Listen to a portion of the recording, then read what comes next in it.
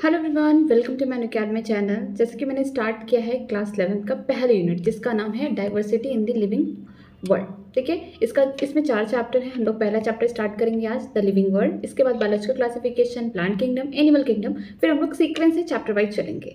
तो चलिए इस चैप्टर को स्टार्ट करने से पहले हम लोग इंट्रोडक्शन जान जाते हैं कि लिविंग वर्ल्ड में है क्या। उसके पहले एक साइंटिस्ट के बारे में दिया गया है जो बहुत ही ज़्यादा फेमस हो चुके हैं, क्योंकि साइंटिस्ट पढ़ना इसलिए इंपॉर्टेंट हो चुका है क्योंकि इस बार 2025 में नीट में क्वेश्चन आ चुके हैं यहाँ से। तो ऐसा कुछ नहीं छोड़ना है जो कि एनसीईआरटी में दिया गया है। हम लोग हर एक चीज़ को फॉलो करते हुए चलेंगे। ठीक है, चलिए स्टार्ट करते हैं।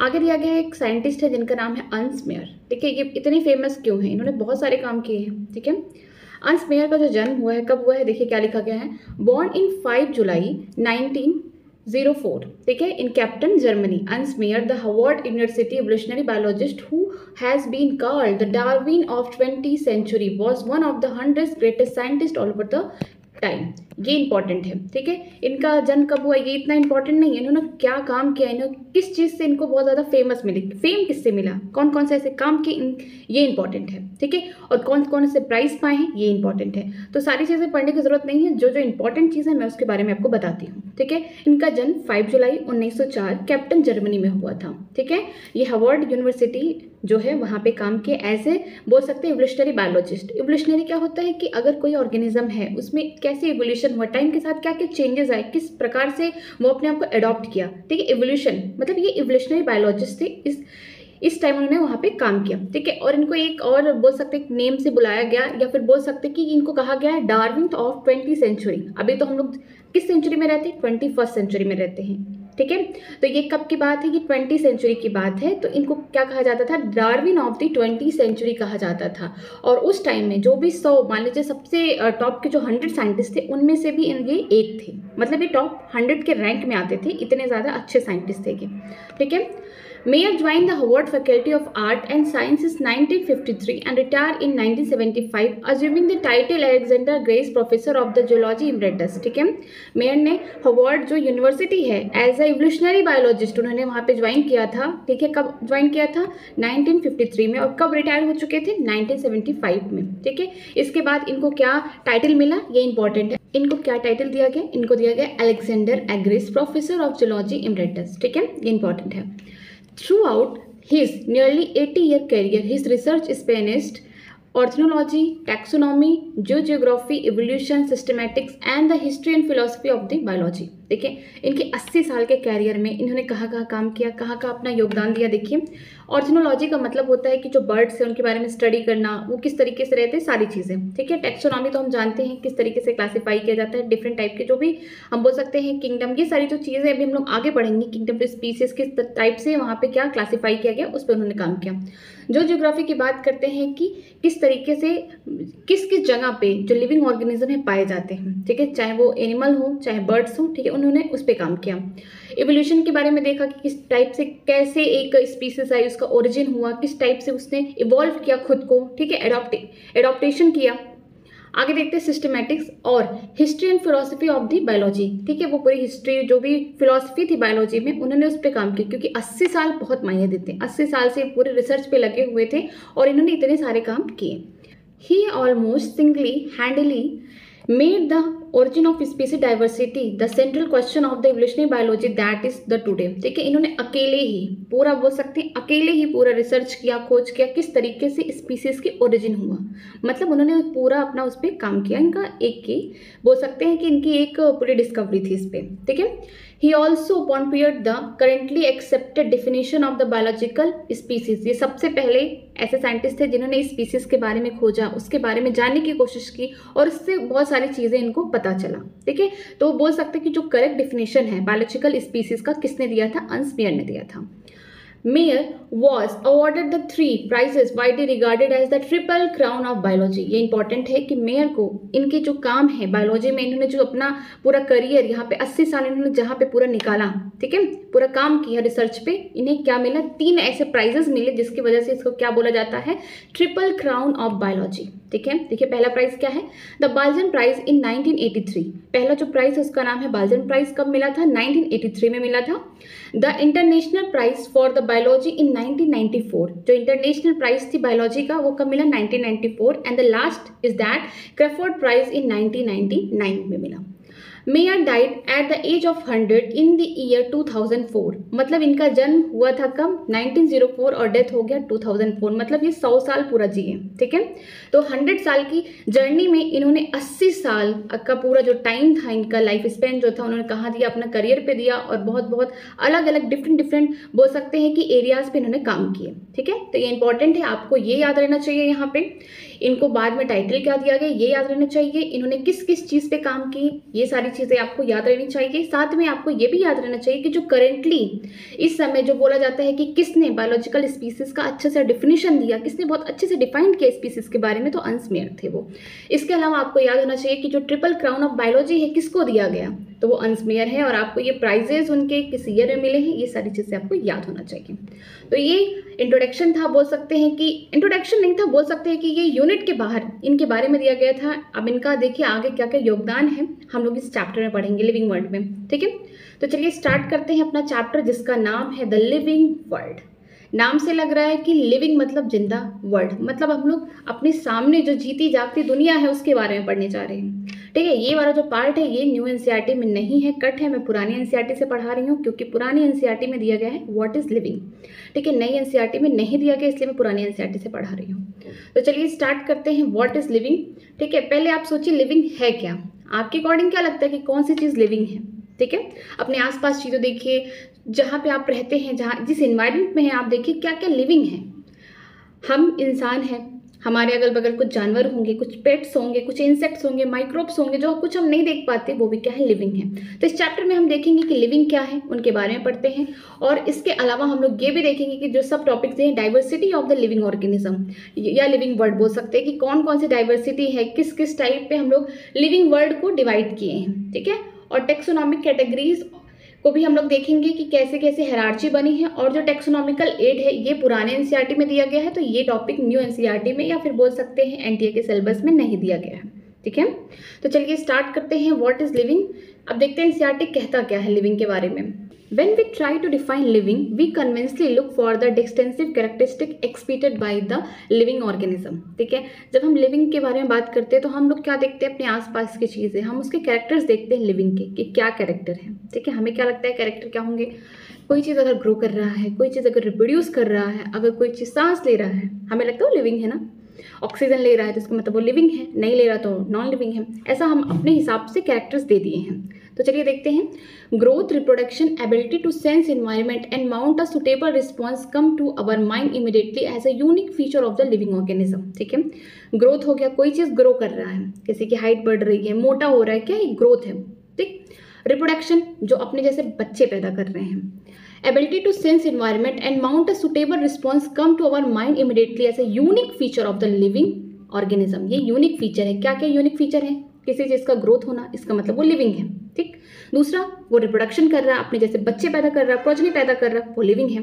तीसरा क्या है कि अगर जैसे ही एक्सटर्नल स्टिमुलस आया, मान लो तुम बैठे हो, तुम्हें किसी ने थप्पड़ मारा जोर से, तो क्या होगा? तुम्हें तुरंत एक शॉक लगेगा, तुम तुरंत अपने हाथ इस तरीके से रखोगे, या फिर तुम्हारा तुरंत रिएक्शन आएगा। तो क्या है? लिविंग है, कि जैसे ही बाहर से कोई भी इन्वायरमेंट में किसी भी तरीके से स्टिमुलस दिया जाएगा, तो क्या करेगा? जो भी इंसान है या फिर जो भी लिविंग है वो क्या करेगा? खुद से अपनी तरफ से भी क्या देगा? एक रिएक्शन देगा, एक रिस्पॉन्स देगा। ठीक है, तो ये क्या है कि लिविंग ऑर्गेनिज्म के यूनिक फीचर्स हैं। Okay, one can be add a few more feature like metabolism, ability to self-replicate, self-organized, interact and emergence to this list. Let us try to each of these। ठीक है, इसके अलावा कुछ और भी features हैं। ठीक है, यही नहीं अभी और है, जैसे मेटाबॉलिज्म, बॉडी के अंदर ढेर सारी हमारे क्या होती है? रिएक्शंस होती हैं। एक बार में हमारे बॉडी में बोल सकते 5000 रिएक्शन चलती है हमारे बॉडी में। ठीक है, एबिलिटी टू सेल्फ रेप्लिकेट, कि हम अपने आप को क्या करते हैं? सेल्फ रेप्लिकेट करते हैं, बढ़ाते जाते हैं, ऑर्गेनाइज्ड करते हैं, इंटरेक्ट करते हैं, लोगों से जुड़ना पसंद करते हैं, इमरजेंस करते हैं। इमरजेंस का प्रॉपर्टी कहाँ से आता है? जब ढेर सारी चीजें इंटरेक्ट होती हैं तो वहां से जो नई प्रॉपर्टी निकलती है उसे बोलते हैं emergence. Okay, all the living organism grow, ये इंपॉर्टेंट है। जब भी कहीं ऑल, मोस्ट, फ्यू, कुछ भी एनसीईआरटी में दिया गया सब इंपॉर्टेंट है। जितने भी लिविंग ऑर्गेनिज्म होते हैं वो ग्रो करते हैं, बहुत अच्छी बात दी गई है। देखिए, increase in mass, increase in number of individual are the twin characteristic of the growth. ठीक है, अब यहाँ पे दो चीजें दी गई हैं, किसकी?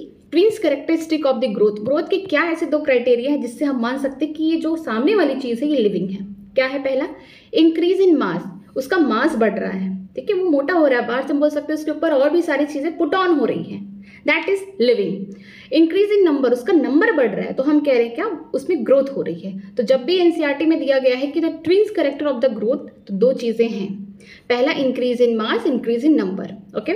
अब मल्टीसेलुलर ऑर्गेनिज्म, अब मल्टीसेलुलर ऑर्गेनिज्म के बारे में बात की गई है कि वो किस तरीके से ग्रो करते हैं, ग्रो बाय सेल डिवीजन। जो मल्टीसेलुलर ऑर्गेनिज्म होते हैं वो ग्रो करते हैं किसके थ्रू, सेल डिवीजन के थ्रू ग्रो करते हैं।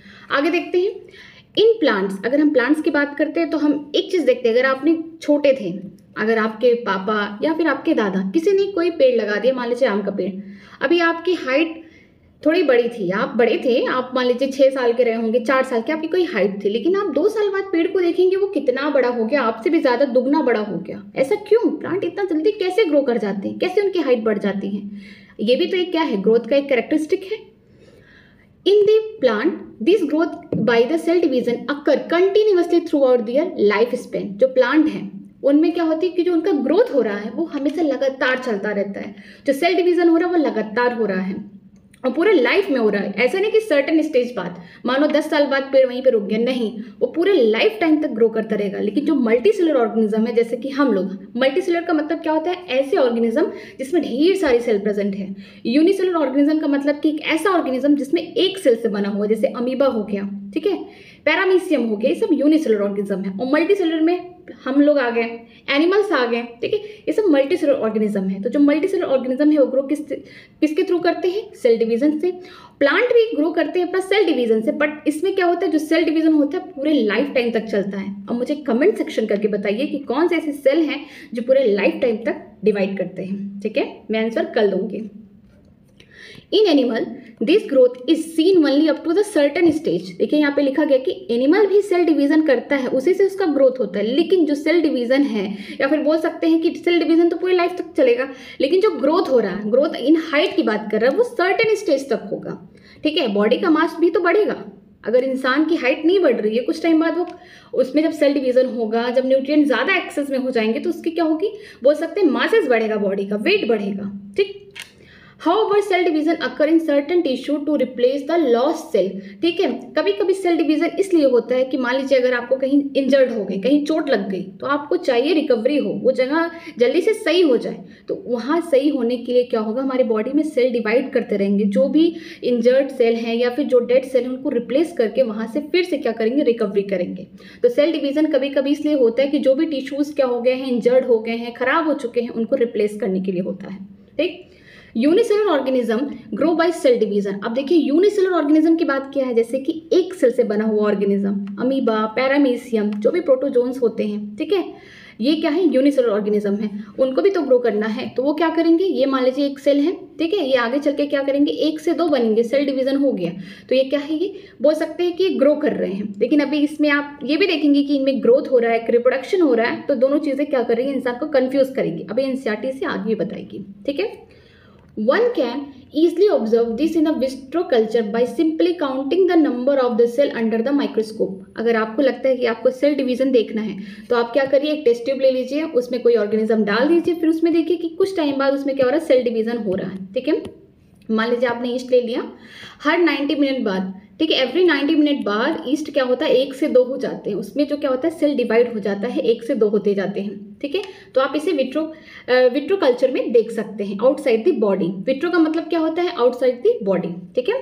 आगे देखते हैं, in majority of the higher animal and plants growth and reproduction are mutually exclusive event. अगर हम लोग majority of higher animal and plants की बात करते हैं, जैसे कि प्लांट्स हो गए, और अगर हायर एनिमल्स की बात करते हैं तो हम लोग हो गए, ठीक है, इनमें देखने को मिलता है कि जो ग्रोथ और रिप्रोडक्शन होते हैं दोनों अलग अलग इवेंट्स होते हैं। हम नहीं कह सकते कि जो ग्रोथ हो रहा है वो रिप्रोडक्शन कर रहा है और जो रिप्रोडक्शन कर रहा है वो ग्रोथ हो रहा है, ये दोनों ही अलग अलग टर्म्स हो जाते हैं डिफाइन करने में, ठीक है। आगे देखते हैं, one must remember that the increase in body mass is consider as growth. हमें तो याद है कि ग्रोथ का जो ट्विन कैरेक्टरिस्टिक क्या है, increase in body mass, increase in number, ठीक है। तो ये हमें एनसीईआरटी याद दिलाने की बात कर रहा है कि अगर आप ग्रोथ के बारे में सोच रहे हैं, किसी की हाइट बढ़ रही है, किसी का कुछ बढ़ रहा है, तो आप याद रखिए कि ट्विन कैरेक्टर क्या है ग्रोथ के, दो चीज़ हैं, increase in mass, increase in number. वो डिफाइन करेगा कि वो सामने वाली जो चीज़ है उसमें ग्रोथ हो रहा है कि नहीं हो रहा है। ठीक है, आगे देखते हैं। Non living object also grow if we take increase in body mass as a criteria for the growth. अब देखिए कैसी बातें कर रहा है एनसीईआरटी, कुछ समझ नहीं आ रहा। तो अब देखिए क्या है कि जब भी आप किसी भी ऑर्गेनिज्म, किसी भी बॉडी या किसी भी ऑब्जेक्ट को देख रहे हैं कि उसमें ग्रोथ हो रहा है कि नहीं, तो आपके दिमाग के पास दो ही चीज़ आना चाहिए कि अगर उसका नंबर बढ़ रहा है, इंक्रीज इन नंबर या इंक्रीज इन बॉडी मास, ठीक है, तो इसका मतलब उसमें ग्रोथ हो रहा है। ये दोनों क्राइटेरिया है। ठीक है, तो यहाँ पे बोल रहा है कि जो नॉन लिविंग ऑब्जेक्ट्स हैं वो भी क्या कर रहे हैं, ग्रो कर रहे हैं। अगर हम लोग ये सोचे कि जो उनका बॉडी मास है वो भी क्या हो रहा है, बढ़ रहा है, तो इसका मतलब कहीं ना कहीं वो ग्रोथ कर रहे हैं। ठीक है, आगे देखते हैं। अब एग्जाम्पल दिए गए हैं, माउंटेन, बोल्डर्स एंड सैंड माउल डू ग्रो। ये क्यों ग्रो करेंगे, अब देखिए। However, this kind of the growth exhibited by the non-living object is by accumulation of the material on the surface. ठीक है, अगर माउंटेन आप देख रहे हैं तो माउंटेन के ऊपर आपको ढेर सारे क्या देखने को मिलते हैं, ढेर सारे पेड़ पौधे, ढेर सारे, उसके ऊपर कुछ ना कुछ अकुमुलेट होता रहता है। कुछ टाइम बाद आप जब भी देखेंगे तो क्या होगा, कुछ ना कुछ अकुमुलेट हो रहा है। ठीक है, तो ये क्या है, जब एक्यूमुलेशन हो रहा है, बाहर से ही हो रहा है, तो क्या हुआ, बॉडी का जो मास है वो तो बढ़ रहा है ना, वो क्राइटेरिया फॉलो कर रहा है ग्रोथ का। तो इसीलिए एनसीईआरटी कहती है कि जब भी चाहे मास में इंक्रीज हो रहा है, चाहे नंबर पे इंक्रीज हो रहा है, तो इसका मतलब उसमें ग्रोथ हो रहा है। तो यहाँ पे दिखा रहा है एनसीईआरटी कि जो नॉन लिविंग ऑब्जेक्ट हैं उनके ऊपर भी जो मटेरियल अकुमुलेट हो रहे हैं, चाहे डस्ट हो, चाहे कुछ भी हो, बाहर से कुछ भी आके अकुमुलेट हो रहे हैं और उनका जो मास बढ़ा रहे हैं उन ऑब्जेक्ट्स का, वो भी क्या है, ग्रोथ शो कर रहे हैं। ठीक है, in living organism growth is from inside. ये वेरी इंपॉर्टेंट बात बताई गई है यहाँ पे कि जो अगर लिविंग ऑर्गेनिज्म है, जो ग्रोथ होता है वो अंदर से होता है। अगर हम लोग मोटे हो रहे हैं, हम लोग न्यूट्रिएंट खा रहे हैं, खाना खा रहे हैं, अच्छा, और हम लोग अंदर से क्या होते हैं, अपने मास को बढ़ाते हैं। लेकिन जो ऑब्जेक्ट्स हैं, नॉन लिविंग थिंग्स हैं, उनमें बाहर से अकुमुलेशन हो रहा मटेरियल्स का, उसके ऊपर आता रहा है, तो क्या हो रहा है, बाहर से उनका मास बढ़ रहा है, तो उसे भी हम क्या बोल रहे हैं, ग्रोथ हो रहा है। कि लिविंग ऑर्गेनिज्म जरूर उनका मास बढ़ेगा, जब उनका ग्रोथ कहाँ से होगा, अंदर से होगा। और जो नॉन लिविंग ऑब्जेक्ट्स है वो भी ग्रो करेंगे जब उनके ऊपर बाहर से मटेरियल अकुमुलेट हो रहे हैं, मतलब कि उनमें जो ग्रोथ होगा वो कहाँ से होगा, आउटसाइड होगा। Okay, growth therefore cannot be taken as the defining property of the living organism। इसीलिए एनसीईआरटी कहती, इसीलिए हम लोग ग्रोथ को नहीं कहते कि डिफाइनिंग प्रॉपर्टी है लिविंग ऑर्गेनिज्म की। क्यों, क्योंकि हम जब लिविंग ऑर्गेनिज्म को देखते हैं वो तो ग्रोथ कर रहा है, लेकिन जब नॉन लिविंग ऑर्गेनिज्म की बात करते हैं या नॉन लिविंग ऑब्जेक्ट की बात करते हैं तो उस पर भी देखते हैं कि बाहर से भी मटेरियल अकुमुलेट हो रहे हैं, कुछ टाइम बाद देखते हैं कि उनका भी मास बढ़ गया, तो वो भी ग्रोथ शो कर रहे हैं फ्रॉम आउटसाइड द बॉडी। तो इसीलिए कह रही है कि ग्रोथ कोई भी डिफाइनिंग प्रॉपर्टी नहीं है लिविंग ऑर्गेनिज्म का।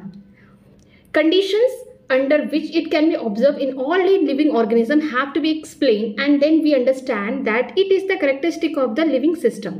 बहुत सारे जो कंडीशंस दिए गए हैं लिविंग ऑर्गेनिज्म के, इसको एक्सप्लेन किया गया है उनके कैरेक्टरिस्टिक को। तो हम लोग ग्रोथ को ना डिफाइनिंग प्रॉपर्टी नहीं कह सकते हैं। डिफाइनिंग प्रॉपर्टी का मतलब ये होता है कि ऐसी प्रॉपर्टी जो लिविंग ऑर्गेनिज्म में पाई जाए, ऐसा नहीं कि नॉन लिविंग ऑब्जेक्ट में पाई जाए या किसी और में पाई जाए, ऐसा नहीं है, वो सिर्फ लिविंग ऑर्गेनिज्म में पाई जाए, उसको बोलते हैं डिफाइनिंग प्रॉपर्टी। लेकिन अगर बात करते हैं क्राइटेरिया या फिर कैरेक्टरिस्टिक की बात करते हैं तो वो लिविंग सिस्टम में भी हो सकता है, नॉन लिविंग सिस्टम में भी हो सकता है। जैसे ग्रोथ है, अगर हम ग्रोथ इनसाइड से बात करते हैं, अंदर से ग्रोथ हो रहा है, इसका मतलब ये लिविंग सिस्टम की बात हो रही है। अगर आउटसाइड द ग्रोथ हो रहा है बॉडी के, तो क्या है, बोल सकते हैं नॉन लिविंग ऑब्जेक्ट की बात हो रही है। तो हम ग्रोथ को डिफाइनिंग प्रॉपर्टी ना कह के ये बोल सकते हैं कि कैरेक्टरिस्टिक है किसका, लिविंग सिस्टम का। A dead organism do not grow. हर कोई जानता है मरी हुई चीज़ कभी ग्रो करती है क्या, नहीं ना। चलिए आगे चलते, आगे है रिप्रोडक्शन। क्योंकि हम अपने आसपास जब चीज़ें देखते हैं तो हम ग्रोथ देखते हैं, रिप्रोडक्शन देखते हैं, ठीक है, और इन्वायरमेंट के अगेन क्या क्या रिस्पॉन्स आता है उस ऑर्गेनिज्म से, वो सारी चीज़ें हमको लगता है कि ये क्या है, लिविंग है। तो ये सारी चीज़ें हम यहाँ पे डिफाइन कर रहे हैं। पहले हमने ग्रोथ देखा, अब हम लोग रिप्रोडक्शन देखेंगे। Reproduction likewise a characteristic of the organism. पहले लिख दिया एनसीईआरटी कि मतलब ये रिप्रोडक्शन भी ना नकारा है, मतलब कि ये भी कोई भी डिफाइनिंग प्रॉपर्टी नहीं है। ये क्या है, कैरेक्टरिस्टिक है किसका, लिविंग सिस्टम का या लिविंग ऑर्गेनिज्म का। In multicellular organism reproduction refers to the production of the progeny possessing feature more or less similar to those of the parents. अगर हम मल्टीसेलुलर ऑर्गेनिज्म की बात करते हैं, ह्यूमन की बात करते हैं, एनिमल की बात करते हैं, तो रिप्रोडक्शन का मतलब क्या होता है, अपने जैसे बच्चे पैदा करना, चाहे सेम या फिर थोड़ा सा डिफरेंट, ठीक है। वेरिएशन आ गया, अगर सेक्सुअल रिप्रोडक्शन कर रहे हैं तो वेरिएशन आ गया। जब वेरिएशन आ गया तो बच्चे क्या होंगे, अपने माता पिता से अलग होंगे। अगर एसेक्सुअल रिप्रोडक्शन कर रहे हैं तो उसमें क्या होगा, सिमिलरिटी देखने को मिलेंगी। और अगर हम बात करते हैं ट्विंस की तो वो तो अपने माता पिता या फिर जो ट्विंस होते हैं सेम होते हैं, एक जैसे सिबलिंग्स से अपने। ओके, आगे देखते हैं। Invariably and implicitly we refers to sexual reproduction, ठीक है। हमारे दिमाग में जब भी रिप्रोडक्शन के बारे में बात आती है तो हम तुरंत स्ट्राइक करते माइंड सेक्सुअल रिप्रोडक्शन। नहीं, रिप्रोडक्शन 2 टाइप के होते हैं, एसेक्सुअल एंड सेक्सुअल। अब देखिए एनसीईआरटी इसे किस तरीके से डिफाइन कर रही है। Organism reproduce by asexual means also. NCERT याद दिला रही है कि अगर आपके दिमाग में अगर ऐसा लग रहा है कि रिप्रोडक्शन वर्ड सुनते कि आपको सेक्सुअल रिप्रोडक्शन याद आ रही है तो आप गलत है। एसेक्सुअल भी रिप्रोडक्शन होता है, ऑर्गेनिज्म उससे भी रिप्रोड्यूस करते हैं।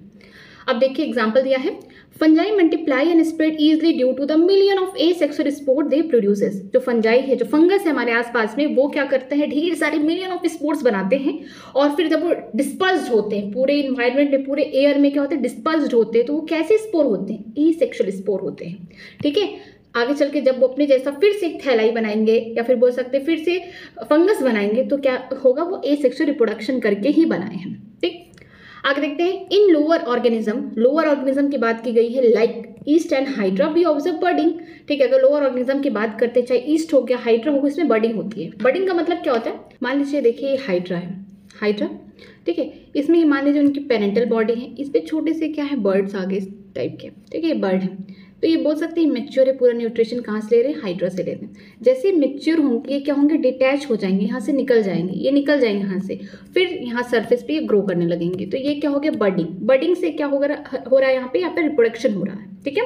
इन प्लेनेरिया फ्लैटवॉर्म, हम प्लेनेरिया की बात कर रहे हैं, किसका मेंबर है, फ्लैटवॉर्म का है। फ्लैटवॉर्म क्या होते हैं कि ऐसे ऑर्गेनिज्म, चाहे उनको हम लोग बाहर से देखें या फिर अंदर की सरफेस से देखें, मीन्स कि अगर हम लोग उसको वेंट्रल देख रहे हैं या फिर डॉर्सल सरफेस देख रहे हैं, दोनों तरफ से एक जैसे दिख रहे हैं, चिपटे हैं, ठीक है। इनका फाइलम कौन सा है, प्लेटीहेल्मिन्थेस, इसको हम लोग पढ़ेंगे एनिमल किंगडम में। आगे देखते हैं, प्लेनेरिया में B observe true regeneration, that is the fragmented organism regenerate the lost part of the its body and become a new organism, ठीक है। प्लेनेरिया में क्या होता है कि इनकी बॉडी जितने टुकड़ों में बटेंगी उतने नए नए ऑर्गेनिज्म बन जाएंगे, नए नए प्लेनेरिया बन जाएंगे। सोचिए, ये मान लीजिए प्लेनेरिया है, यहाँ से कटा, यहाँ बहुत जगह से कट लग गया, बहुत छोटे छोटे टुकड़े में हो गए, तो इतने सारे इनके क्या होंगे, फिर से प्लेनेरिया बन जाएंगे, फिर से एक नया इंडिविजुअल इनका बन जाएगा, ठीक है। तो इनमें क्या होता है, ट्रू रीजनरेशन होता है। इनकी मतलब संख्या कितना जल्दी बढ़ेगी आप ये सोच नहीं सकते हैं। इनको जितने पार्ट्स में आप डिवाइड करेंगे उतने पार्ट में एक नए ऑर्गेनिज्म इनके बनते जाएंगे। इसीलिए इनमें क्या देखने को मिलता है, ट्रू रीजनरेशन देखने को मिलता है। द फंजाई, अब ये बहुत इंपॉर्टेंट है, यहाँ देखिए, the fungi filamentous algae and protonema of moss all easily multiply by fragmentation. कुछ ऐसे भी ऑर्गेनिज्म हैं, कुछ ऐसी भी चीज़ें जिनमें क्या हो रहा है, फ्रेगमेंटेशन से क्या हो रहा है, रिप्रोडक्शन हो रहा है। जैसे कि फंजाई, हमने पहले ही देखा कि जो फंजाई है उनमें मिलियंस ऑफ द स्पोर, कैसे स्पोर्स होते हैं, एसेक्सुअल स्पोर होते हैं, ठीक है। इससे भी क्या कर रही है, रिप्रोडक्शन कर रही है। इसके अलावा जो फंगस है, ठीक है, जहाँ पे है इसको फ्रेगमेंट कर दिया, तो फ्रेगमेंटेशन से भी क्या कर रहे हैं, अपने आप को ग्रो कर रहे हैं। फिलामेंटस एल्गी, फिलामेंटस एल्गी क्या होती है, ऐसी एल्गी जो थ्रेड लाइक होंगी, फिलामेंटस फॉर्म में होंगी। जैसे मैं इसका एक शॉर्ट ट्रिक दे सकती हूँ आपको, फ्यूज से याद रखिए, F फॉर फिलामेंटस एल्गी के लिए, U for Ulothrix, S for Spirogyra और E फॉर एक्टोकार्पस, ठीक है। ये दोनों कैसी होती हैं, ग्रीन एल्गी होती हैं, ये ब्राउन एल्गी होती है, और तीनों एल्गी के बारे में हम लोग प्लांट किंगडम में पढ़ेंगे। तो याद रखिएगा कि जो फिलामेंटस एल्गी होती हैं उनमें जो रिप्रोडक्शन होता है किसके थ्रू होता है, फ्रेगमेंटेशन के थ्रू होता है। तो याद रखिए फ्यूज से F फॉर फिलामेंटस एल्गी या फिर F फॉर फ्रेगमेंटेशन, इसे याद कर सकते हैं। जो फ्रेगमेंटेशन होता है ये एसेक्सुअल रिप्रोडक्शन होता है, ये भी इंपॉर्टेंट है, इसको भी याद रखेगा। U फॉर यूरेथ्रिक्स हो गया, S for spirogyra, E for Ectocarpus, ठीक है। इन तीनों में, और साथ में किसने, प्रोटीनेमा ऑफ मॉसेस, ठीक है। हम लोग मॉसेस के बारे में पढ़ेंगे कब, ब्रायोफाइट्स में जब पढ़ेंगे। तो इन तीनों में ही क्या बोल सकते हैं, फंगस, फिलामेंटस एल्गी और प्रोटीनेमा मॉसेस, इनमें भी क्या होता है, इनका जो मल्टीप्लिकेशन होता है, इनकी आबादी कैसे बढ़ती है, फ्रेगमेंटेशन के थ्रू बढ़ती है। When it comes to the unicellular organism like bacteria, unicellular algae or amoeba, reproduction is synonymous with the growth that is increase in number of the cell, ठीक है। जब हम लोग यूनिसेलुलर ऑर्गेनिज्म के पास आते हैं, चाहे बैक्टीरिया हो गया, चाहे अमीबा हो गया, चाहे यूनिसेलुलर एल्गी हो गया, ठीक है, जब हम इनके पास आते हैं तो हमको देखने को मिलता है कि इंक्रीज, मान लीजिए ये बोल सकते हैं अमीबा है, सपोज करिए अमीबा है, कोई इसका शेप नहीं होता है, ठीक है, ये सीरोपोडिया वाला शो करते हैं, इनका फॉल्स फीट होता है, चाहे जिस तरीके से भी मूवमेंट करते हैं, पॉज मूवमेंट होता है, ठीक है। तो इनमें क्या होता है, जब भी रिप्रोडक्शन होता है तो ये क्या करते हैं, बाइनरी फिजन करते हैं। बाइनरी फिजन का मतलब होता है कि एक ऑर्गेनिज्म से दो ऑर्गेनिज्म बराबर हिस्से में बट के दो बनते हैं, ठीक है। बाइनरी फिजन, डिवाइड होते हैं, ठीक। मान लीजिए एक है तो यहाँ से इन्हीं के सेम इक्वल ही साइज में दो बनेंगे, तो हम इसे एक बार क्या बोल सकते हैं कि ये रिप्रोडक्शन भी हो रहा है, और ये भी कह सकते हैं कि एक से दो सेल बन रहे हैं, तो ये भी क्या है, रिप्रोडक्शन भी दिखा रहा, और इनका नंबर ऑफ जो सेल है ये भी बढ़ रहे हैं। तो ये कंफ्यूजन कर रहा है एनसीईआरटी कि अगर हम लोग यूनिसेलुलर ऑर्गेनिज्म की बात करते हैं, ऐसे ऑर्गेनिज्म जिनमें एक सेल है, तो उनमें जो रिप्रोडक्शन है, जो इंक्रीज इन नंबर, सेल का जो नंबर बढ़ रहा है, हम उसे क्या कहेंगे, रिप्रोडक्शन कहेंगे या ग्रोथ कहेंगे। तो ये दोनों के लिए क्या है, पर्यायवाची है, ठीक है, दोनों एक दूसरे के लिए सिमिलर है। तो अगर हम यूनिसेलुलर ऑर्गेनिज्म की बात करते हैं तो उनमें जो ग्रोथ होगा वो सिमिलर टू रिप्रोडक्शन होगा, जो रिप्रोडक्शन होगा वो सिमिलर टू क्या होगा, ग्रोथ होगा, ठीक। आगे चलते हैं। We have already defined growth as a equivalent or to increase in number or mass, ठीक है। बार बार एनसीईआरटी याद दिला रही है कि हम लोग ग्रोथ को किस हिसाब से देखेंगे, जिनका मास बढ़ रहा है, जिनका नंबर बढ़ रहा है, वही ऑर्गेनिज्म या वही जो ऑब्जेक्ट है वो क्या कर रहा है, ग्रो कर रहा है, ठीक है। आगे देखते हैं।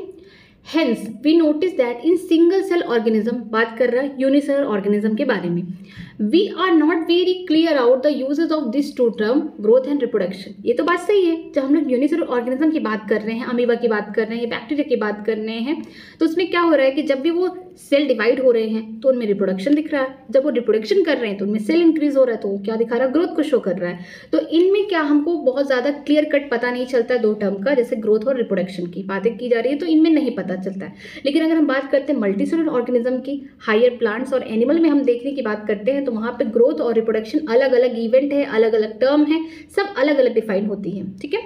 आगे देखते हैं। Further, there are many organisms which do not reproduce, that is mule, sterile worker bee, infertile human couple, etc. ठीक है।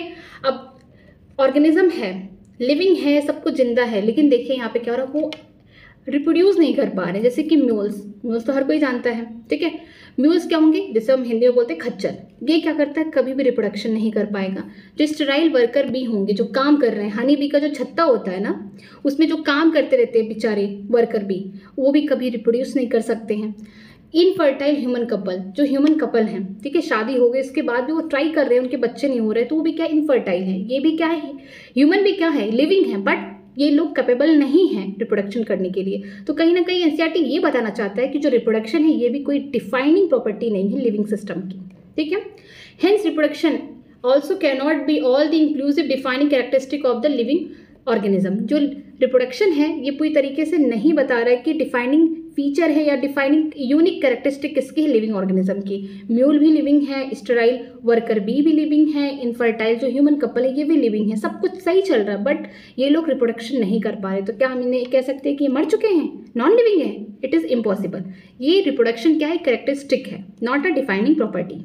Of course no non living object is capable of reproducing or replicating by itself. ये बात तो सही है कि जितने भी नॉन लिविंग ऑब्जेक्ट है वो कभी भी खुद को रेप्लिकेट नहीं कर सकते, मीन्स बढ़ा नहीं सकते, ना रिप्रोड्यूस कर सकते हैं। लेकिन प्रॉब्लम कहाँ आ रही है कि जो लिविंग ऑर्गेनिज्म है वो भी कहीं ना कहीं रिप्रोडक्शन नहीं कर पा रहे, जिसकी वजह से जो रिप्रोडक्शन है ये क्या है, कैरेक्टरिस्टिक बन जा रहा है लिविंग सिस्टम का, ना कि कोई डिफाइनिंग प्रॉपर्टी। आगे देखते हैं। Another characteristic life is the metabolism, ठीक है। जो अनदर कैरेक्टरिस्टिक बात की गई है लाइफ की, क्या है, मेटाबॉलिज्म है, बोल सकते हैं केमिकल रिएक्शन है, ठीक है। All living organism are made up of chemical. जितने भी लिविंग सिस्टम है, लिविंग ऑर्गेनिज्म है, जितने भी लिविंग सिस्टम में ऑर्गेनिज्म आते हैं उनमें क्या होता है, केमिकल प्रेजेंट होते हैं, वो केमिकल से बने होते हैं, उनकी बॉडी जो है केमिकल से बनी होती है अंदर से। These chemical, small or big, belonging to the various classes, size, function, etc., are constantly being made and changed into some other biomolecules, ठीक है। जो उनकी बॉडी है उनमें जो केमिकल्स हैं छोटे बड़े डिफरेंट वेरियस साइज के, वेरियस फंक्शन के होते हैं, और एक से क्या हो रहे हैं, एक प्रोडक्ट से दूसरे प्रोडक्ट में बदल रहे हैं, ठीक है, एक बायोमोलिक्यूल से दूसरे में बदल रहे हैं। मीन्स हम बोल सकते हैं कि मेटाबॉलिज्म क्या है, ये सम है किसका, कैटाबॉलिज्म। कैटाबॉलिज्म का मतलब क्या होता है, ब्रेक डाउन, किसी चीज़ का टूटना। एनाबॉलिज्म का मतलब होता है सिंथेसिस, ठीक है, एनाबॉलिज्म का मतलब होता है सिंथेसिस। तो हम मेटाबॉलिज्म को बोल सकते हैं कि सम ऑफ कैटाबॉलिज्म एंड एनाबॉलिज्म है। Catabolism cut cut cut cut cut, याद रखने के लिए, cut cut cut cut cut मतलब कि कोई चीज़ ब्रेक डाउन हो रहा है, कोई प्रोडक्ट टूट रहा है, ठीक है। एनाबॉलिज्म में क्या हो रहा है, ढेर सारे सबस्ट्रेट जुड़ के कोई प्रोडक्ट बना रहे हैं। तो मेटाबॉलिज्म में दोनों होगा, कुछ कोई चीज़ें टूटेंगी, कोई बायोमॉलिक्यूल्स टूटेंगे, कहीं प्रोडक्ट दूसरी जगह भी बनेंगे, ठीक है। तो कैटाबॉलिज्म और एनाबॉलिज्म को दोनों को मिलाकर हम क्या बोलते हैं, मेटाबॉलिज्म। आगे देखते हैं, these conversion are chemical reaction or metabolic reaction. ऐसे कन्वर्जन को हम क्या बोलते हैं, मेटाबॉलिक रिएक्शन कहते हैं या फिर केमिकल रिएक्शन कह सकते हैं, कि जो एक फॉर्म से दूसरे फॉर्म में हो रहा है, दूसरे से तीसरे, तीसरे में चौथे में अपने आप को क्या कर रहा है, चेंज कर रहा है। कहीं टूट के जुड़ रहा है, कहीं जुड़ के टूट रहा है, मीन्स कहीं कैटाबॉलिज्म हो रहा है, कहीं मेटाबॉलिज्म में और भी चीज़ें आती हैं, जैसे कि कहीं कुछ टूट रहा है, ठीक है, कैटाबॉलिज्म हो गया। कुछ टाइम बाद देखेंगे जो टूटा हुआ जो सबस्ट्रेट है, जो भी प्रोडक्ट्स बने हुए आगे कहीं किसी में सबस्ट्रेट की तरह काम कर रहे हैं, फिर आगे कुछ और प्रोडक्ट बना रहे हैं, तो यहाँ एनाबॉलिज्म हो गया, ठीक है। There are thousands of the metabolic reaction occurring simultaneously inside the living organism, be they are under the किसके आएंगे, यूनिसेलुलर और मल्टीसेलुलर, ठीक है। कि यहाँ पे हम देखने को मिल रहा है कि चाहे यूनिसेलुलर हो या मल्टीसेलुलर हो, बात सेल की हो रही है, तो हर सेल में लगभग हजारों मेटाबॉलिक रिएक्शन एक साथ लिविंग बॉडी में या लिविंग ऑर्गेनिज्म की बॉडी में एक साथ चलते हैं, ठीक है, चाहे वो यूनिसेलुलर हो या फिर मल्टीसेलुलर हो। यहाँ पे एनसीईआरटी ने क्लियर कर दिया कि जैसे हमने ग्रोथ में हमें दो टर्म यूज करने नहीं आ रहे थे, रिप्रोडक्शन एंड ग्रोथ, तो हम यूनिसेलुलर में क्या हो रहे थे, कंफ्यूज हो रहे थे कि इनमें रिप्रोडक्शन हो रहा है या फिर सेल डिवीजन हो रहा है। तो यहाँ पे भी क्या था, ग्रोथ एज ए कैरेक्टरिस्टिक बन गया था, यहाँ पे डिफाइनिंग प्रॉपर्टी नहीं बन पाया था। लेकिन मेटाबॉलिज्म की बात की जाएगी तो यहाँ पे बोल सकते हैं कि चाहे यूनिसेलुलर हो या फिर मल्टीसेलुलर हो, यहाँ पे हजारों रिएक्शन बॉडी के अंदर चल रही है, चाहे वो एक सेल से बना हुआ ऑर्गेनिज्म हो, चाहे हजारों सेल से बना हुआ ऑर्गेनिज्म हो, ओके। आगे देखते हैं, अब बहुत इंपॉर्टेंट लाइन है, बहुत अच्छी लाइन है, प्लीज इसको मार्क कर लीजिएगा। ऑल का मतलब सभी, नॉट एक्सेप्शन, कुछ भी एक्सेप्शन नहीं है। All plants, animal, fungi and microbes exhibit the metabolism. जितने भी दुनिया में प्लांट है, जितने भी एनिमल है, जितने भी फंगस है, जितने भी माइक्रोब्स हैं, सब में क्या होता है, मेटाबॉलिज्म होता है, केमिकल रिएक्शन होता है, कैटाबॉलिज्म होता है, एनाबॉलिज्म, दोनों चीज़ें होती हैं, ठीक है, कोई एक्सेप्शन नहीं है। अब यहाँ पे एनसीईआरटी देखिए मेटाबॉलिज्म को डिफाइन कर रही है, the sum total of all the chemical reaction occurring in our bodies metabolism, कि जितने भी केमिकल रिएक्शन हो रहे हैं, चाहे कुछ टूट रहा है, चाहे कुछ बन रहा है, सबको क्या बोला जाता है, मिलाकर सबको क्या बोला जाता है, मेटाबॉलिज्म बोला जाता है। No non living object exhibit metabolism, कि कोई भी नॉन लिविंग ऑब्जेक्ट हो उसमें मेटाबॉलिज्म नहीं होता है। अगर आपके बगल में कोई पेन है, बुक है, चेयर है, फर्नीचर्स है, तो क्या वो उनमें केमिकल रिएक्शन हो रहे हैं, आप ऑब्जर्व कर पा रहे हैं, नहीं ना। तो क्या है, यहाँ पे मेटाबॉलिज्म बिल्कुल ही नहीं होता है, ठीक है। Metabolic reaction can be demonstrated outside the body in a cell free system, ठीक है, कि बोल रहा है कि यहाँ पे एनसीईआरटी कि जो मेटाबॉलिक रिएक्शन है, मेटाबॉलिज्म अगर हमको देखना है तो हम बॉडी के बाहर भी देख सकते हैं। कहाँ देख सकते हैं, जहाँ पे कोई सेल नहीं है, मीन्स बोल रहा है कि विट्रो कल्चर में भी आप यहाँ पे मेटाबॉलिक रिएक्शन देख सकते हैं, ठीक है। An isolated metabolic reaction outside the body of organism performed in a test tube is neither living nor non-living, ठीक है। जो भी टेस्ट ट्यूब में हम लोग यहाँ पे जब भी मेटाबॉलिक रिएक्शन देख रहे हैं बॉडी के बाहर ऑर्गेनिज्म में, जो टेस्ट ट्यूब में देख रहे हैं वो ना ही लिविंग है ना ही नॉन लिविंग है, ठीक है। Hence while the metabolism is a defining feature of all the living organism without exception, isolated metabolic reaction in the vitro are not living thing but surely living reaction। ये बहुत important line है कि अभी इसने कहा कि vitro में जो चीज़ हम देख रहे हैं, जो टेस्ट ट्यूब में हम देख रहे हैं, ना कि लिविंग है ना ही नॉन लिविंग है, बट यहाँ कुछ और डिफाइन कर रहा है। देखिए यहाँ पे कह रहा है कि जो मेटाबॉलिज्म है ये क्या है, डिफाइनिंग फीचर है। इट्स वेरी इंपॉर्टेंट कि हमें डिफाइनिंग फीचर लिविंग सिस्टम का मिल गया है, लिविंग ऑर्गेनिज्म के हमको डिफाइनिंग फीचर मिल गया। वो कौन है, मेटाबॉलिज्म है पहला, ठीक है। इनमें कोई भी एक्सेप्शन नहीं है, कोई अपवाद नहीं है, सब कुछ अच्छा है, सब पे अप्लाई है और ये बातें सही भी हैं, ठीक है। अगर हम लोग बात करें विट्रो की या फिर बात करें टेस्ट ट्यूब में, तो वहाँ पे जो चीज़ें हैं, जो थिंग्स हैं, वो नॉन लिविंग है, मीन्स वो लिविंग थिंग नहीं है, बट जो रिएक्शन हो रहा है वो क्या है, श्योरली लिविंग है, ठीक है। जैसा कि लिविंग, श्योरली लिविंग का मतलब ये है कि जो रिएक्शन बॉडी के अंदर चलेंगे वही सेल अगर हम लोग बाहर ला के टेस्ट ट्यूब में वही ग्रो कराने लगे, ठीक है, तो उसमें भी हमको क्या देखने को मिलेगा, जो भी मेटाबॉलिज्म हो रहा है, जो भी केमिकल रिएक्शन हो रहा है, वो लिविंग सिस्टम की तरह ही हो रहा है, ठीक। Hence, cellular organization of the body is the defining feature of the life form, ठीक है। यहाँ पे देखते हैं कि आगे हम लोग देखेंगे कि जो सेलुलर ऑर्गेनाइजेशन है, बॉडी के अंदर जो छोटे छोटे सेल्स हैं वो ढेर सारा ऑर्गेनाइजेशन करके एक बॉडी को बनाते हैं, तो वो क्या है, एक डिफाइनिंग फीचर है किसका, लाइफ का।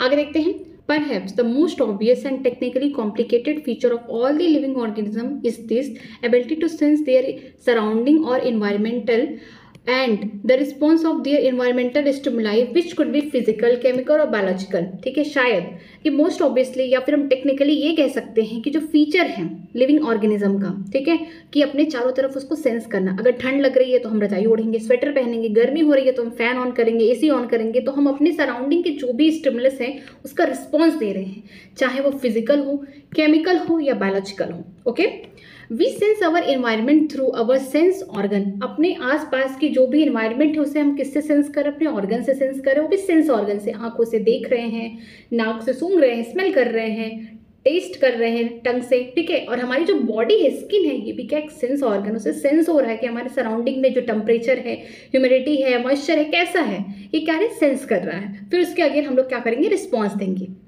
आगे देखते हैं यहाँ पे, plant response to external factor. जो प्लांट्स हैं वो भी क्या है? लिविंग है, वो भी तो अपने आसपास के जो भी इन्वायरमेंट में जो भी चेंजेस हो रहे हैं उसके अगेंस्ट वो भी तो रिस्पॉन्स शो करेंगे। देखिए, रिस्पॉन्स किसके अगेंस्ट शो करते हैं? जो एक्सटर्नल फैक्टर होता है, जैसे कि light, water, temperature and other organism, pollutant etcetera.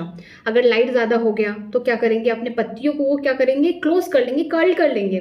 Water की अगर कमी हो गई तो क्या करेंगे? पूरी तरीके से अपने लीव्स को अंदर की तरफ कर्ल कर लेंगे ताकि सरफेस एरिया ज़्यादा ना हो, ट्रांसपिरेशन रुक जाए, ज़्यादा ना हो, वाटर लॉस कम हो जाए। ओके, टेम्परेचर क्या है? अगर कोई ऑर्गेनिज्म है उसके अगेंस्ट भी अपने बॉडी में क्या करते हैं? ढेर सारे डिफेंस ऑर्गन बनाते हैं। जैसे कि अगर हम कुछ प्लांट में देखते हैं कांटे लगे होते हैं, कांटे इसलिए लगे होते हैं ताकि जो ब्राउजिंग एनिमल है उस प्लांट को खा ना सके।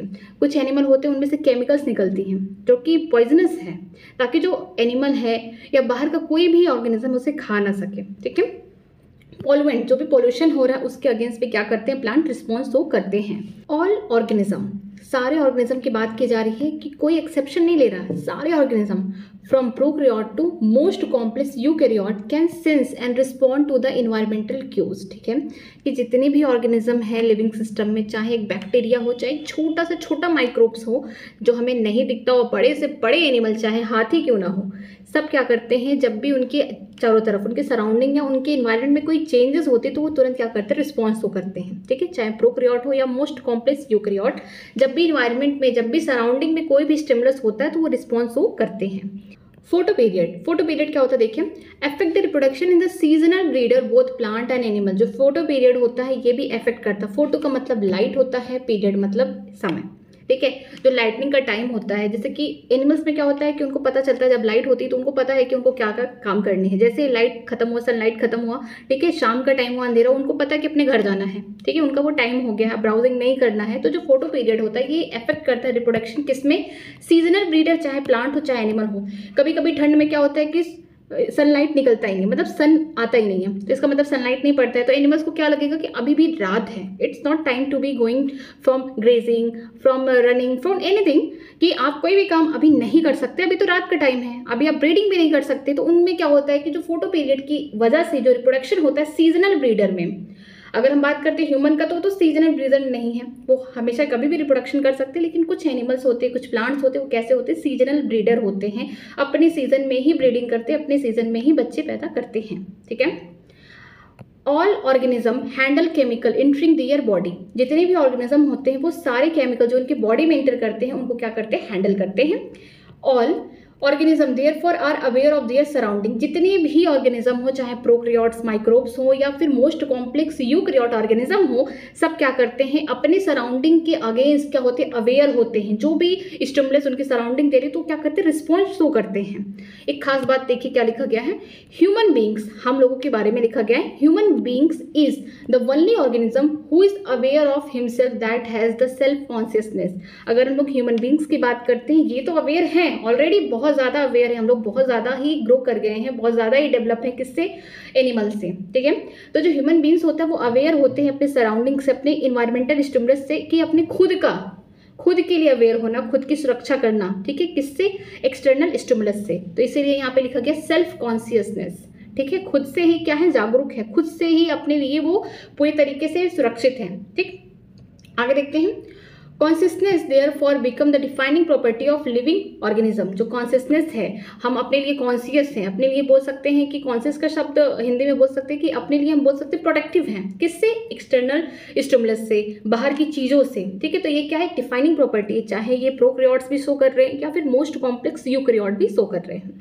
आगे देखते हैं, when it comes to human being it is all more difficult to define the living state. अगर ये ह्यूमंस पे ये बात आती है, कॉन्शियस की बात आती है, तो थोड़ा ये मुश्किल होता है डिफाइन करना लिविंग स्टेट को।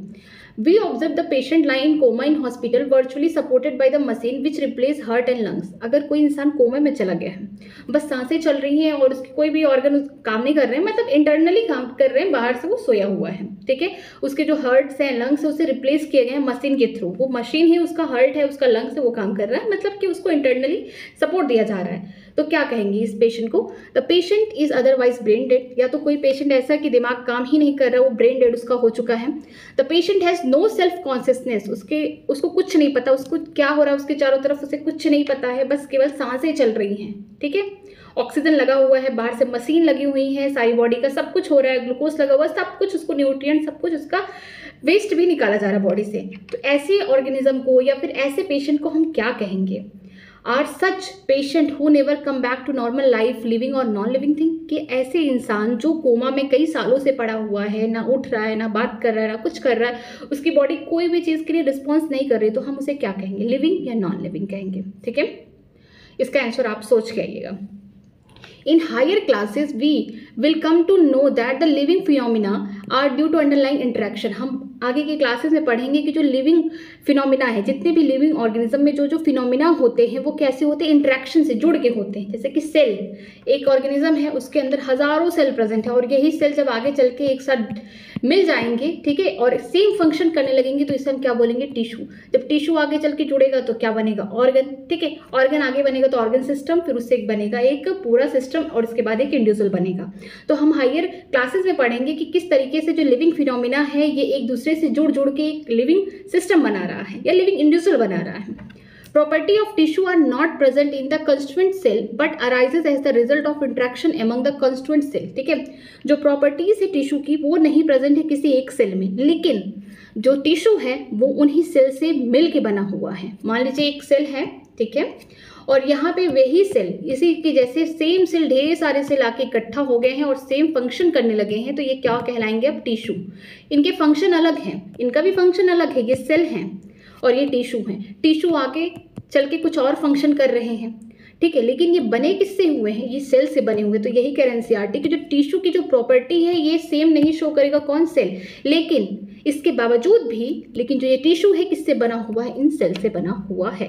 Okay, Similarly, property of cellular organelles are not present in the molecular constituent of the organelle but arises as the result of interaction among the molecular component comprising the organelle। ठीक है, cell organelles की बात करते हैं, जो भी cell है, cell के अंदर ऑर्गेनल्स भी प्रेजेंट होंगे, जैसे कि माइटोकॉन्ड्रिया, गोल्गी बॉडी, क्लोरोप्लास्ट, ठीक है, न्यूक्लियर मेम्ब्रेन, ठीक है, ये सब क्या है? न्यूक्लियस, ये सब क्या है? ये दिखाएंगे आपको कि ये सब सेल के ऑर्गेनल्स हैं, ठीक है, सेल के पार्ट हैं। और सेल के ऑर्गेनल्स भी किससे बने हुए हैं? अपने मॉलिक्यूलर कंपोनेंट से बने हुए हैं। लेकिन जो ऑर्गेनल्स हैं उनकी प्रॉपर्टी मॉलिक्यूलर कंपोनेंट शो नहीं करेगा, बल्कि वो मॉलिक्यूलर कंपोनेंट से बने हुए हैं, ठीक है, तो इनकी प्रॉपर्टी अलग हो जाएगी। These interaction result in emergent property at the higher level of organization। यही सारे इंटरेक्शन एक साथ इकट्ठा हो जाते हैं और इमर्जेंट प्रॉपर्टी को शो करते हैं। कब? जब हम हायर लेवल ऑफ ऑर्गेनाइजेशन के बारे में बात करते हैं। This phenomena is true in the hierarchy of the organisational complexity at all level. ठीक है, ये जो फिनोमिना है, कौन सा फिनोमिना? इंटरेक्शन वाला फिनोमिना। ठीक है, जब हम लोग हायरार्ची पढ़ते हैं, स्पीसीज से क्या होगा? सबसे छोटा स्पीसीज होगा, फिर जीनस, फिर आगे इस तरीके से बढ़ते बढ़ते कहाँ पहुँच जाएंगे? किंगडम के पास पहुँच जाएंगे। मीन्स जो नीचे वाली चीज़ें हैं वो क्या हो रही है? इकट्ठा हो रही है, इकट्ठा हो रही है, इकट्ठा होकर एक बड़ा चीज़ दे रही है। ठीक है, तो ये जो प्रॉपर्टी है इंटरेक्शन वाली, इसे हम आगे बढ़ेंगे और ये क्या शो करेगा? हमको दिखाएगा हायरार्ची ऑफ ऑर्गेनाइजेशन कॉम्प्लेक्सिटी दिखाएगा। ठीक, Therefore, we can say that living organisms are self-replicating, evolving, self-regulating, interactive system capable of responding to external stimuli। ठीक है, इसीलिए हम कह सकते हैं कि जो लिविंग सिस्टम है खुद से रेप्लिकेट कर सकता है, खुद से इन्वॉल्व हो सकता है, खुद से रेगुलेट कर सकता है अपना जितना भी उसका इंटरेक्टिव सिस्टम है। इसके अलावा जो भी उसके एक्सटर्नल स्टिमुलाई है, जो भी सराउंडिंग में इन्वायरमेंट है, जो भी क्यूज आ रहे हैं उसके लाइफ में, जो भी प्रॉब्लम हो रही है, उसके अगेंस्ट क्या करेगा? अपने आप को बचाएगा, रिस्पॉन्स देगा, ठीक है, जो भी इन्वायरमेंट में सराउंडिंग में जो भी है, ठीक। बायोलॉजी क्या है? Biology is the story of life on the अर्थ। अगर हम बायोलॉजी के बारे में बात करते हैं तो बायोलॉजी एक कहानी बताता है, किसका? जितनी भी लाइफ है कहाँ पे? अर्थ पर। Biology is the story of evolution of the living form या living organism on the earth, ठीक है। बायोलॉजी एक कहानी है कि इवोल्यूशन हो रहा है यहाँ पे, किस तरीके से एक ऑर्गेनिज्म, किस तरीके से पहली बार ओरिजिन हुआ किसी भी ऑर्गेनिज्म से, पानी से आया, फिर धीरे धीरे धीरे धीरे करके एक सेल से मल्टी सेलर हुआ और फिर जमीन पे आया, जमीन से कहाँ पहुंच गए। तो ये क्या है कि बायोलॉजी एक कहानी बताता है किस तरीके से लिविंग ऑर्गेनिज्म ने अर्थ पर अपना पूरा साम्राज्य खड़ा कर दिया, अपना खुद का इवोल्यूशन करके अपने आप को आगे बढ़ा लिया, ठीक है। All living organism present past and future are linked by one another by the sharing a common genetic material but varying the degree। जितनी भी लिविंग ऑर्गेनिज्म है, चाहे वो भूतकाल में है, वर्तमान में या भविष्य में है, ठीक है, चाहे वो प्रेजेंट पास्ट फ्यूचर कहीं भी है, लेकिन एक दूसरे से लिंक है, किससे? जेनेटिक मटेरियल से। अब जेनेटिक मटेरियल भी क्या करता है? वेरी करता है डिग्री में। ये आरएनए भी हो सकता है या फिर डीएनए भी हो सकता है। मोस्टली क्या होते हैं? डीएनए होते हैं। आरएनए भी जेनेटिक मटेरियल की तरह काम करता है, ओके। आगे चलते हैं, आगे बढ़ते हैं। Diversity in the living world, कितनी डाइवर्सिटी, कितनी विभिन्नताएं आपको देखने को मिलेंगी कहाँ? लिविंग वर्ल्ड में। अब देखिए यहाँ पे एक छोटी मोटी कहानी दे दी गई है कि अगर आप आसपास में, तो देखिए क्या लिखा है, when you look around you will be see a large variety of living organism, be it the potted plant, insect, birds, your pet or other animal and plants. जब अपने आसपास आप कहीं बैठे हुए हैं तो गमले में पौधे हैं, ठीक है, इंसेक्ट है, बर्ड है, आपका छोटा सा डॉग है, पेट है, आपका एनिमल्स हैं, बहुत सारे इंसान को आप देख रहे हैं, उनकी पॉपुलेशन को देख रहे हैं, सब क्या है? एक लिविंग सिस्टम का पार्ट है कि कितनी आपको डाइवर्सिटी देखने को मिल रही है। ऐसा नहीं है कि आप जिस दुनिया में रहते हैं सिर्फ वहाँ इंसान ही है, नहीं, वहाँ पे और भी एनिमल सर्वाइव कर रहे हैं, प्लांट सर्वाइव कर रहे हैं, इंसेक्ट हैं, बर्ड्स हैं, बहुत टाइप की आपको वैरायटीज देखने को मिल रही हैं। There are also several organism that you can not be see with naked eye but they are all around you. कुछ ऐसे भी ऑर्गेनिज्म हैं जो आप अपनी नंगी आंखों से नहीं देख सकते, मीन्स आपको माइक्रोस्कोप लगा के देखना पड़ेगा कि उतने छोटे हैं। मीन्स बात की जा रही है बैक्टीरिया, फंगस, जितने माइक्रोब्स हैं उनके बारे में बात की जा रही है, वो भी क्या है? लिविंग सिस्टम के पार्ट हैं, ठीक है। If you were increase the area, there you make observation in the range and the variety of organism that you see would increase। अगर आप एरिया बढ़ा दें, अभी आप अपने घर पे हैं, बालकनी में खड़े होकर देख रहे हैं, अगर आप किसी पार्क में चले गए, ठीक है, और कहीं दूर गार्डन में, बहुत बड़े गार्डन में चले गए, तो आपको डिफरेंट टाइप की वैरायटीज जो है लिविंग सिस्टम को देखने को मिल जाएगी, ठीक है। Obviously, if you were to visit a dense forest, you probably see much greater number and kind of living organism in it. अगर आप किसी जंगल में चले गए, घने जंगल में, तो आपको 100% है कि आप वहाँ पे और ढेर सारी डाइवर्सिटीज देखेंगे लिविंग सिस्टम की, चाहे वो प्लांट हो, एनिमल हो, या डिफरेंट टाइप के ऑर्गेनिज्म आपको देखने को मिलेंगे। Each different kind of plant, animal or organism that you see represent a species. जो भी आप डिफरेंट टाइप के प्लांट देख रहे हैं, एनिमल देख रहे हैं, इंसेक्ट देख रहे हैं, माइक्रोब्स देख रहे हैं, जो भी अपने आसपास चीज़ें देख रहे हो, क्या रिप्रेजेंट कर रहे हैं? स्पीसीज को रिप्रेजेंट कर रहे हैं। सबसे छोटी यूनिट है किसकी? बोल सकते हैं हायरार्ची की, या फिर बोल सकते हैं क्लासिफिकेशन की सबसे छोटी यूनिट कौन है? स्पीसीज है, उसको रिप्रेजेंट कर रहा है, ठीक। अब देखिए बायोडाइवर्सिटी को डिफाइन किया गया है, the number of the species that are known and describe range from 1.7 million to 1.8 million. This refers to biodiversity or the number and the type of organism present on the earth. Biodiversity का मतलब क्या है? Bio मतलब living, diversity मतलब आपको difference, विभिन्नताएं आपको देखने को मिलेंगी कहाँ पे? अर्थ पर, ठीक है। जितने भी स्पीसीज हैं जिनके बारे में पूरी तरीके से जानकारी निकाल दी गई है, उनको हम लोग जानते हैं, डिस्क्राइब किया गया है, तो वो कितने हैं? 1.7 मिलियन टू 1.8 मिलियन, मीन 17 से 18 लाख, ठीक है। अभी इतनी ही स्पीसीज के बारे में पूरी तरीके से जानकारी निकाली गई है, उनको डिस्क्राइब किया गया है। और बायोडाइवर्सिटी का मतलब होता है कि कितने टाइप के ऑर्गेनिज्म और कितने नंबर में है ऑर्गेनिज्म कहाँ? अर्थ पे, इसे हम बायोडाइवर्सिटी कहते हैं। टाइप भी देखना है और नंबर भी देखना। हमने कितने नंबर देखे हैं? 1.7 मिलियन टू 1.8 मिलियन, या 17 से 18 lakh, okay. We should remember here that as we explore the new area and even the older one, new organisms are continuously be identified। जैसे ही अपने घर से हम बाहर जाते हैं, गार्डन में जाते हैं, फॉरेस्ट में जाते हैं और एरिया में जाते हैं, तो हम देखते हैं कि यहाँ पे बायोडाइवर्सिटी क्या हो रही है? इंक्रीज हो रही है, बढ़ रही है। As stated earlier, there are millions of plants and animals in the world. We know the plant animal in their own name by their local name, ठीक है। अगर हम जानते हैं जैसे कि पहले कि मिलियन ऑफ प्लांट है, एनिमल हैं, कि 1.7 मिलियन, 1.8 मिलियन प्लांट को डिस्क्राइब किया गया है, एनिमल्स को डिस्क्राइब किया गया है, इतनी सारी स्पीसीज हैं, तो हम कैसे उनके नाम को जानेंगे, कैसे हमको पता कि अगर हम आज इंडिया में हैं, कल अफगानिस्तान में, तो कैसे उसके नाम को जानेंगे, ठीक है। तो उसके लोकल नेम से ही जानते हैं, लेकिन हमको कितनी डिफिकल्टी होगी कि अगर हम एरिया बदल रहे हैं तो उसी स्पीसीज को पहचानने में हमें दिक्कत होगी, ठीक है। This local name would vary from place to place even with in the country. अगर हम कंट्री में ही हैं, अगर इंडिया की बात करें, अगर हम नॉर्थ इंडिया में हैं, साउथ इंडिया में चले गए, उसी सेम स्पीसीज का नाम बदल जाएगा, हमको समझने में दिक्कत होगी। तो इस प्रॉब्लम के लिए भी सोल्यूशन क्या निकाले साइंटिस्ट, देखिए। Probably you would recognize the confusion that would be created if we did not find way and means to talk each other to refer the organism we are talking about। शायद हमें बहुत ज़्यादा confusion हो जाए अगर हम country के ही अंदर हम अलग अलग जगह पे जा रहे हैं, हम सेम स्पीसीज़ को नहीं पहचान पाए, तो उसके लिए अब हमें दिक्कत होगी हम किस स्पीसीज़ के बारे में बात कर रहे हैं, वो जो स्पीसीज़ है उसका नाम क्या है, यहाँ पे क्या लोग बोलते हैं, उनकी क्या लोकल लैंग्वेज है, वो वहीं से वो जानेंगे।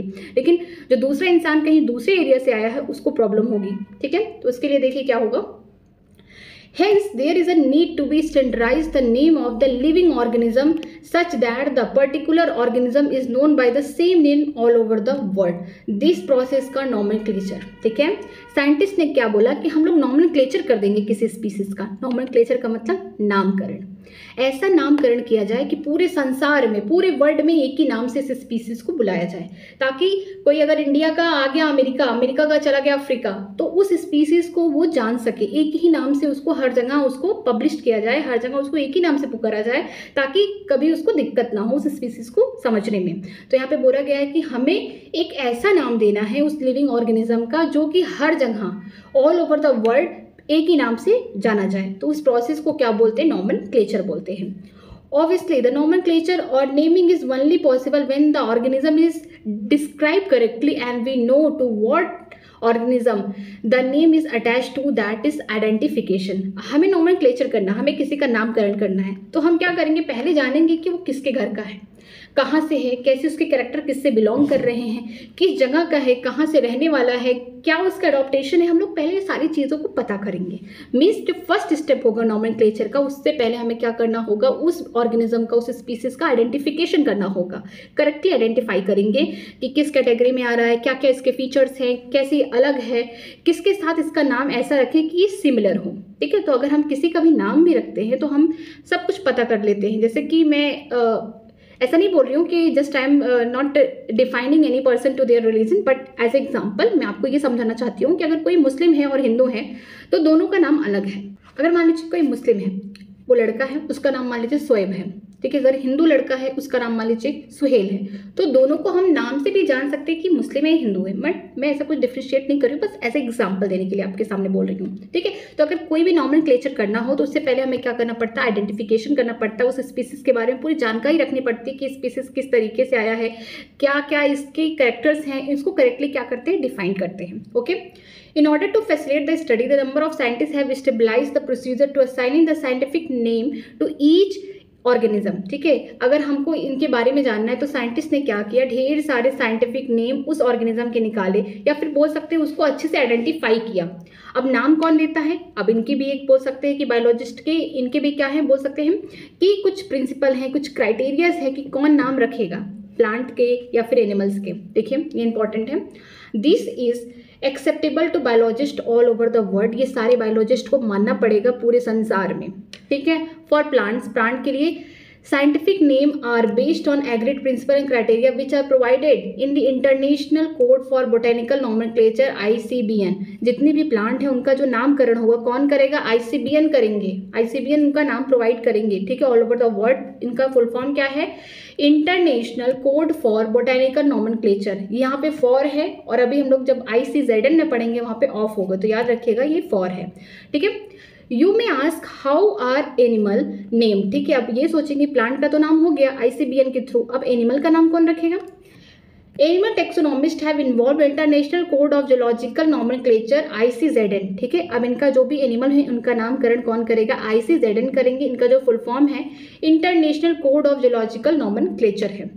The scientific name ensure that each organism has only one name. जो साइंटिफिक नेम दिया जा रहा है, चाहे ICBN के थ्रू प्लांट्स का, चाहे ICZN के थ्रू एनिमल्स का, ऐसा नाम देंगे कि जो एक ही हो। ऐसा नहीं कि एक ही ऑर्गेनिज्म के दो डिफरेंट नाम हो रहे या दो डिफरेंट ऑर्गेनिज्म के सेम नाम हो रहे, ऐसा नहीं होगा, अलग अलग नाम दिए जाएंगे। ठीक है।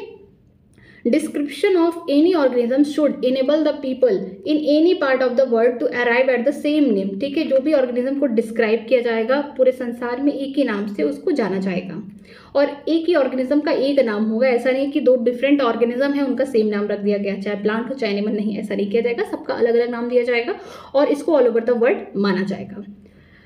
They also ensure such that the name has not been used by any other known organism। इस बात को भी वो इंश्योर कर रहे हैं कि जो भी ऑर्गेनिज्म है वो एक ही नाम से जाना जाएगा, ना कि कोई दूसरा ऑर्गेनिज्म उस नाम से जाना जाएगा। ओके, आगे देखते हैं।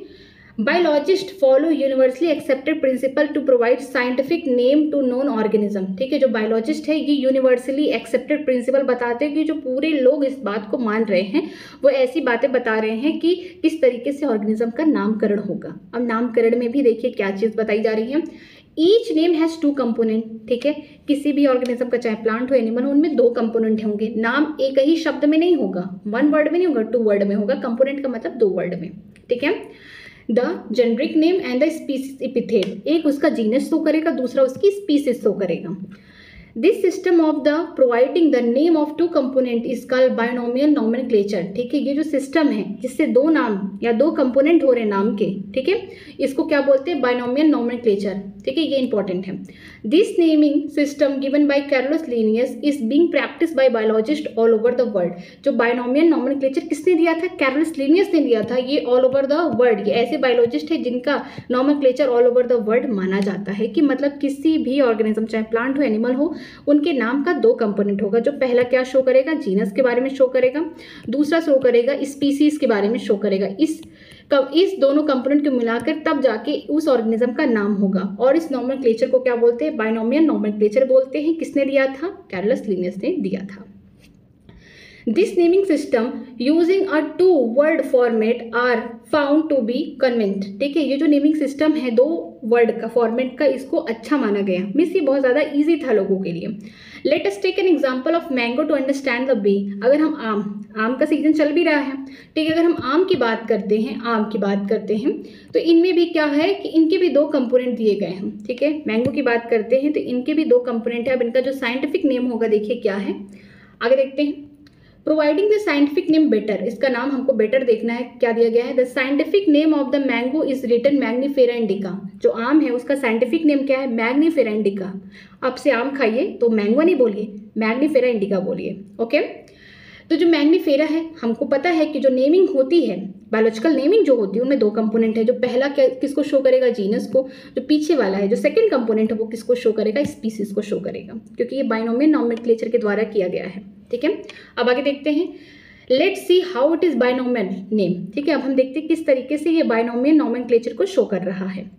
In this name Mangifera represent the genus while indica is the particular species और द स्पीसीज एपिथेट। ठीक है, जो मैग्नीफेरा इंडिका है, इनमें जो मैग्नीफेरा है वो किसको रिप्रेजेंट कर रहा है? जीनस को। और इंडिका जो है वो किसको रिप्रेजेंट कर रहा है? स्पीसीज या स्पीसीज एपिथेट को कर रहा है। कुछ ऐसे रूल्स हैं नोमेनक्लेचर को जो ऑल ओवर द वर्ल्ड मानना पड़ा सबको। देखिए, नामकरण ऐसे नहीं किया जाएगा। ऐसे कुछ किसी का मान लीजिए आपको नाम पता है मैग्नीफेरा इंडिका, तो आप ऐसे नहीं लिख सकते कुछ भी इंडिका। आपका मन कह रहा है कि पूरा कैपिटल में लिख दे, पूरा स्मॉल में लिख दे, कुछ कैपिटल में लिखे, कुछ स्मॉल, ऐसा नहीं करना। कुछ यहाँ पे रूल्स फॉलो करने पड़ेंगे। देखिए, other universal rule of the nomenclature are as follow. कुछ ऐसे रूल्स हैं जो फॉलो करना है आपको नेमिंग करते समय या लिखते समय। पहला है, biological name are generally in Latin and written in italics. जो बायोलॉजिकल नेम होते हैं जनरली लैटिन होते हैं, बट इनको लिखते किस में है? इटैलिश में लिखते हैं। ठीक है, दे आर लैटिनाइज और derive from the Latin irrespective of their origin. ठीक है, जो जितने भी बायोलॉजिकल नेम है प्लांट के, एनिमल के, कहाँ से निकले हुए हैं? ये लैटिन से निकले हुए हैं। ठीक है, तो लैटिन होता है वो कैसे होते हैं? डेड लैंग्वेज होता है। ठीक है, तो हम इसको लिखते किस में है? इटैलिश में लिखते हैं। ये इंपॉर्टेंट है। सेकंड पॉइंट है, the first word in biological name represent the genus while the second component denote the species epithet. ये तो हमने देख लिया एग्जांपल से कि जो पहला कंपोनेंट है किसको शो कर रहा है? जीनस को। जो दूसरा वाला है ये स्पीसीज को रिप्रेजेंट कर रहा है। थर्ड है, both the word in the biological name when handwritten are separately underlined or printed in italics to indicate their Latin origin. ठीक है, ये लैटिन के शब्द हैं, लैटिन से इनका नाम निकाला गया है, ठीक है, उस लैंग्वेज से। तो इनको थोड़ी इज्जत देने के लिए अगर हम अपने हाथ से लिखते हैं, तो अगर हम हाथ से लिख रहे हैं तो हम सेपरेट अंडरलाइन करेंगे इस तरीके से लिखने के बाद।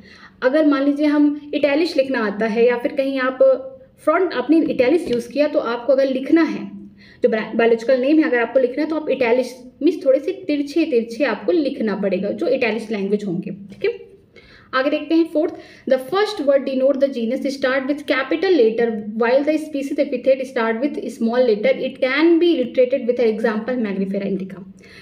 खास बात देखिए क्या है कि जब आप लिख रहे हैं तो जीनस जो पहला उसका जो शब्द होगा, जो पहला लेटर होगा, वो कैसा होगा, कैपिटल होगा। ठीक है, जीनस का, बाकी सब स्मॉल होंगे, लेकिन जो स्पीसीज है उसका जो पहला शब्द होगा वो स्मॉल होगा।